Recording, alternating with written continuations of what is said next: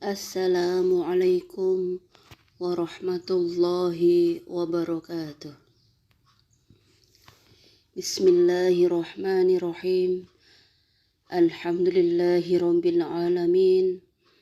Assalatu wassalamu ala asrafil anbiya'i wal mursalin. Sayyidina wa maulana Muhammadin wa ala alihi wa ashabihi ajma'in. Amma ba'du. Yang terhormat Ketua Pimpinan Anak Cabang Muslimat Nahdlatul Ulama Kecamatan Kemeranjen, Ibu Dr. Anda Hajah Sri Nurul Hidayati, yang kami hormati segenap pengurus pimpinan Anak Cabang Muslimat Nahdlatul Ulama Kecamatan Kemeranjen, serta ibu-ibu muslimat se-Kecamatan Kemeranjen yang kami banggakan. Pertama dan utama, marilah kita panjatkan rasa syukur kita kepada Allah Subhanahu wa Ta'ala. Bersyukur pada Allah karena pada tahun ini kita masih dipertemukan kembali dengan bulan Ramadan. Berapa banyak saudara-saudara kita, berapa banyak ayah ibu kita, berapa banyak kakek dan nenek kita yang tidak bisa berjumpa dengan bulan Ramadan tahun ini karena beliau-beliau sudah dipanggil terlebih dahulu oleh Allah Subhanahu wa Ta'ala. Maka sepatutnya lah bagi kita yang masih diberi kesempatan oleh Allah Subhanahu wa Ta'ala untuk berjumpa dengan bulan Ramadan tahun ini, mengucapkan kalimat syukur dengan kalimat Alhamdulillahi Rabbil Alamin. Sholawat serta salam semoga senantiasa tercurahkan pada junjungan kita Nabi Agung Muhammad Sallallahu Alaihi Wasallam. Semoga kita semua diakui sebagai umatnya, kelak mendapat syafaat darinya, dan kita diistiqomahkan oleh Allah Subhanahu wa Ta'ala untuk terus berjalan di atas sunnah Rasulullah Sallallahu Alaihi Wasallam. Amin, amin, ya Rabbal Alamin. Ibu-ibu yang kami hormati, istilah puasa dalam bahasa Arab disebut dengan asyam atau asyaum yang berarti menahan.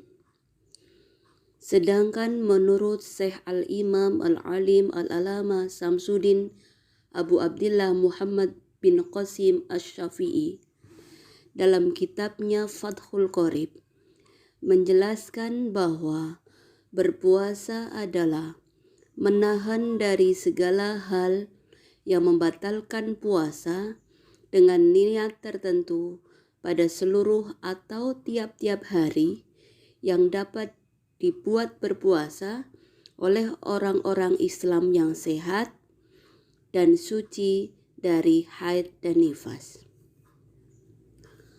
Allah berfirman dalam Al-Quran surat Al-Baqarah ayat 183, Bismillahirrahmanirrahim. Ya ayyuhalladzina kutiba alaikumusyamu kama kutiba alal ladzina min qablikum la'allakum tattaqun. Wahai orang-orang yang beriman, diwajibkan kepada kamu berpuasa, seperti juga yang telah diwajibkan kepada umat sebelum kamu, agar kamu menjadi orang yang bertakwa. Ayat tersebut merupakan landasan syariah bagi puasa Ramadan. Ayat tersebut berisikan tentang seruan Allah Subhanahu wa Ta'ala kepada orang-orang beriman untuk berpuasa. Setelah kita mengetahui pengertian dan hukum puasa Ramadan, maka kita juga harus tahu tingkatan orang berpuasa. Mengutip pesan Imam Ghazali dalam kitab Ihya Ulumuddin, puasa memiliki 3 tingkat, yakni puasanya orang awam, puasanya orang khusus, dan puasa khusus buat orang khusus. Imam Ghazali dalam kitabnya Ihya Ulumuddin menerangkan tingkatan dalam berpuasa, saumul umum, saumul khusus, dan saumul khususil khusus. Ketiganya bagikan tingkatan tangga yang menarik orang berpuasa agar bisa mencapai tingkatan yang khususil khusus. Ibu-ibu yang kami hormati, yang pertama adalah puasa orang awam. Puasa level pertama disebut sebagai saumul umum atau puasanya orang awam. Level puasa ini adalah yang biasa dilakukan oleh kebanyakan orang atau sudah menjadi kebiasaan umum. Biasa-biasa saja, atau mungkin kalau di scoring nilainya baru good, baik, belum very good, apalagi excellent. Praktek puasa yang dilakukan di level ini sebatas menahan haus dan lapar, serta hal-hal yang membatalkan puasa secara syariat. Kemudian tingkatan yang kedua menurut Imam Ghazali adalah puasanya orang khusus. Disebut juga sebagai saumul khusus atau puasanya orang-orang spesial. Level nilainya very good, lebih baik. Mereka berpuasa lebih dari sekadar untuk menahan haus, lapar, dan hal-hal yang membatalkan. Tapi mereka juga berpuasa untuk menahan pendengaran, penglihatan, lisan, tangan, kaki, dan segala anggota badannya dari perbuatan dosa dan maksiat. Lisan bukan saja menahan diri dari mengunyah, tetapi juga menahan diri dari menggunjing, bergosip, apalagi memfitnah. Kalau di zaman sekarang, mungkin termasuk juga menahan jari-jarinya agar tidak menyebarkan berita-berita bohong atau hoax di media sosial. Level yang ketiga, puasa orang super khusus. Ini level yang paling tinggi menurut klasifikasi Imam Ghazali, disebut sebagai saumul khususil khusus. Inilah praktek puasanya orang-orang istimewa atau excellent.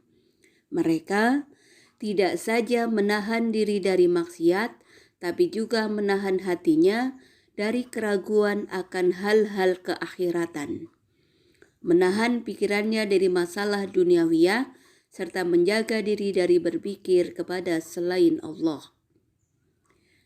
Standar puasanya bagi mereka sangat tinggi, yaitu apabila terbersit di dalam hati dan pikirannya tentang selain Allah, seperti cenderung memikirkan harta dan kekayaan dunia.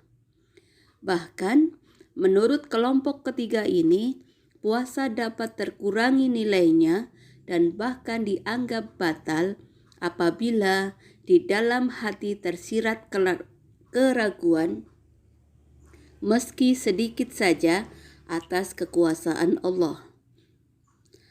Pada kategori level ketiga ini adalah puasanya para nabi, siddiqin, dan muqarrabin. Sementara di level kedua adalah puasanya orang-orang soleh. Lantas, sudah berada di mana tingkatan puasa kita selama ini? Upaya Imam Ghazali mengklasifikasikan orang berpuasa ke dalam 3 level tersebut, tak lain tujuannya adalah agar kita yang setiap tahun berpuasa Ramadan bisa menapaki tangga yang lebih tinggi dalam kualitas ibadah puasanya. Ibu-ibu yang kami hormati, demikianlah 3 tingkatan orang berpuasa menurut Imam Ghazali. Semoga bermanfaat, semoga kita dipertemukan kembali oleh Allah Subhanahu wa Ta'ala pada bulan Ramadan tahun depan, dan kita tergolong orang-orang yang akan meninggal dalam keadaan husnul khotimah. Amin. Mohon maaf atas segala kehilafan dan kekurangan kami. Wabillahi taufiq wal hidayah. Wassalamualaikum warahmatullahi wabarakatuh.